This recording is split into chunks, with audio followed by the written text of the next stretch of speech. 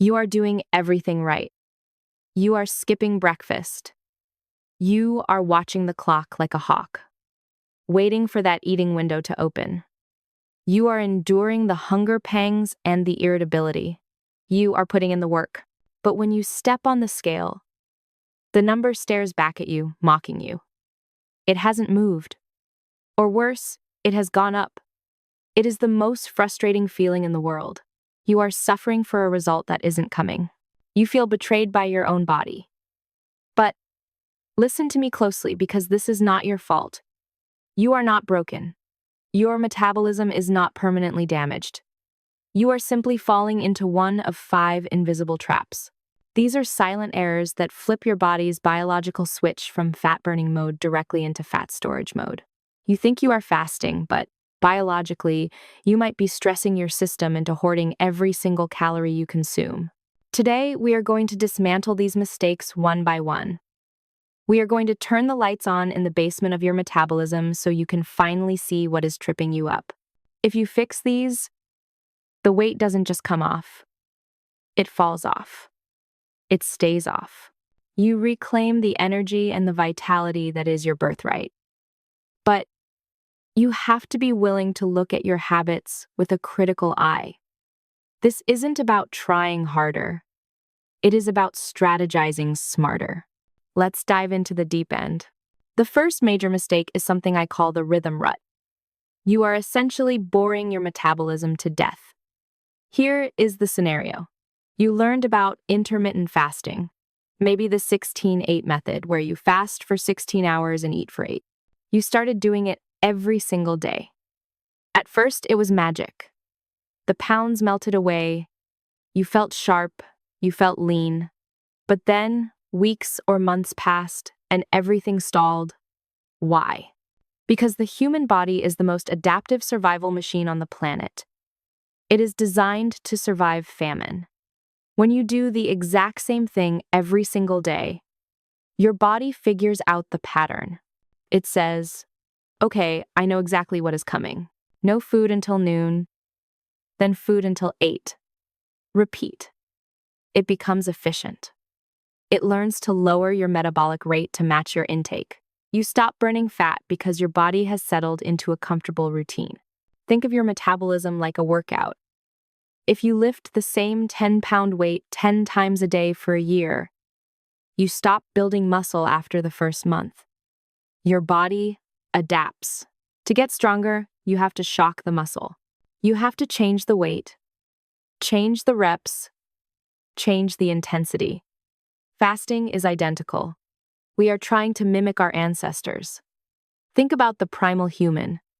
They didn't have a refrigerator. They didn't have a grocery store on the corner. They woke up in the cave, looked around, and there was nothing to eat. They had to go hunt. They had to forage. Some days they found a berry bush and feasted. Some days they killed a mammoth and ate for 24 hours straight. And some days they found absolutely nothing. It was random. It was chaotic. And that chaos is where the magic lives. When you vary your fasting schedule, you keep your body guessing. You force it to stay metabolically flexible. One day, you might fast for 13 hours. The next day, stretch it to 17. The day after that, maybe you do a full 24 hours. And then, here is the kicker. The next day, you might not fast at all. You eat breakfast. You shock the system with abundance. This variation prevents what scientists call the thrifty gene response. This creates a biological signal that says we are safe. We are not in a permanent famine. So it is okay to release the stored fat.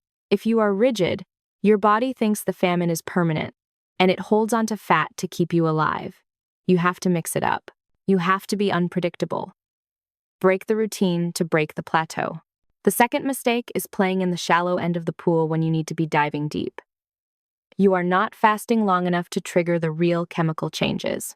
Look, shorter fasts like 12 or 14 hours are great for giving your digestion a break. They are like tidying up the living room. It looks nice. But if you have years of accumulated metabolic damage, if you have insulin resistance that has been building since you were a teenager, Tidying up the living room isn't enough. You need to renovate the foundation. You need a deep clean. There is a metabolic switch that flips when you push past the 24-hour mark. It is a concept called hormetic stress. It sounds scary, but it is actually good stress. It is the kind of stress that makes you stronger. When you go into longer fasts, 36 hours, 48 hours, even 72 hours, your glycogen reserves are completely depleted. Your insulin drops to the floor, and your body goes into a state of autophagy. This is cellular repair. This is where your body starts eating its own damaged cells to create energy. It is like a recycling plant. It takes the old, broken proteins, the junk that is clogging up your arteries and your brain, and it burns them for fuel. Many people get stuck in the 16-hour window and never push past it. They get comfortable. But comfort is the enemy of progress here. If you are gaining weight or stuck at a plateau, it might be time to introduce a longer fast once a week or once a month. You need to challenge the system. You need to force the body to dig deep into those stubborn fat stores that it refuses to touch during a short fast. It is in those longer windows that you reset your insulin sensitivity. It is in those longer windows that you start to reverse conditions like prediabetes. It is daunting, yes, but it is also where the miracle happens. You are not starving, you are healing. You are giving your body the time it needs to finally get around to the deep cleaning projects it has been putting off for decades because it was too busy processing your last meal. Now, let's transition to the fuel you are putting in the tank. This leads us to the third critical mistake, and this one is a silent killer. You are ignoring food quality because you are focused on the clock. There is a dangerous myth in the fasting community that says as long as you eat within your window, you can eat whatever you want. This is affectionately known as dirty fasting. You wait 18 hours, and then you break your fast with a burger, fries, and a soda. Or maybe you are eating processed keto snacks that are loaded with chemicals but technically have low carbs. Listen to me. You cannot outfast a toxic diet. It is impossible. When you fast, you are sensitizing your cells. Your body becomes like a dry sponge, ready to soak up whatever you give it. If you break a fast with inflammatory oils, like canola oil, vegetable oil, or soybean oil, you are essentially pouring gasoline on a fire. These bad oils inflame your cell membranes. When your cell membranes are inflamed, they cannot hear the signals from your hormones. Insulin comes knocking, but the cell doesn't answer. So your body pumps out more insulin. And remember, insulin is the fat storage hormone. High insulin equals weight gain. It doesn't matter if you fasted for 20 hours. If you spike your inflammation with bad oils, you are undoing the work. You have to upgrade your ingredients. You need to switch to nature's carbs and nature's fats. Get rid of the man-made processed carbohydrates, the breads, the pastas, the cakes, the crackers. These are designed in a laboratory to be addictive. They spike your blood sugar and crash your energy. Instead, look for what nature provides. Sweet potatoes, fruits, vegetables. These come wrapped in fiber. They deliver energy smoothly. They don't wreck your hormonal balance. And when it comes to protein, clean it up. Commercial meats can be loaded with antibiotics and hormones that disrupt your own system. You are trying to balance your hormones. Don't eat an animal that was pumped full of artificial ones. But there is a deeper layer to this food conversation. And it brings us to the fourth mistake. This one is often completely invisible until someone points it out. You are not opening your detox pathways. You are trying to clean a house with all the doors and windows nailed shut. Think about it. Fasting mobilizes toxins. When you burn fat, you are breaking down the storage units where your body hides dangerous chemicals. Your fat cells are not just energy tanks. They are also hazardous waste containment facilities. Your body stores heavy metals, plastics, and pesticides in your fat to keep them away from your vital organs. When you start fasting and burning that fat, those toxins are released back into your bloodstream. They need an exit strategy. If your detox pathways are clogged, those toxins circulate, cause massive inflammation, and then your body does the only smart thing it can do. It creates new fat cells to store the toxins again to protect you. You burn the fat, you release the poison, you reabsorb the poison, you rebuild the fat. It is a vicious cycle. You must ensure the exits are open. The most critical exit is your gut. You need to be having daily bowel movements. If you are constipated, you are reabsorbing toxins. It is that simple. You are taking the trash bag out to the curb and then dragging it back into the kitchen. You need to focus on hydration, fiber, and magnesium to keep things moving. But don't stop there. Look at your skin.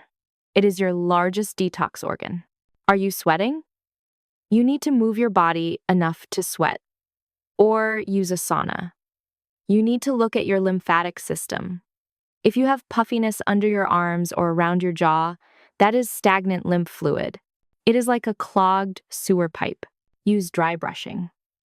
Scrub your skin before a shower to physically stimulate the flow of lymph. Use castor oil packs to support your liver. You have to help your body take out the trash, or it will just pile up in the living room. Also, look at what you are bringing in. We live in a toxic world. Artificial sweeteners are obesogens, chemicals that literally program your body to be obese.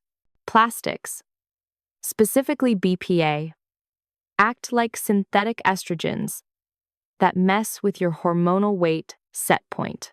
If you are drinking water out of cheap plastic bottles and eating sugar-free chemical storms, you are fighting a losing battle against your own biochemistry. Lower the toxic load and open the exit doors. Now, we arrive at the fifth and final mistake. This is the most counterintuitive one of all. It is the one that will blow your mind. If you have been fasting for a long time, if you have been rigid, if you have been perfect, and the weight is stuck, the solution might be to stop fasting. Yes, you heard me correctly. You might need to take a 1 or 2 week vacation from fasting. Here is why. The body can become rigid. If you have been doing 1 meal a day for 6 months straight, your body has adapted to that specific stressor.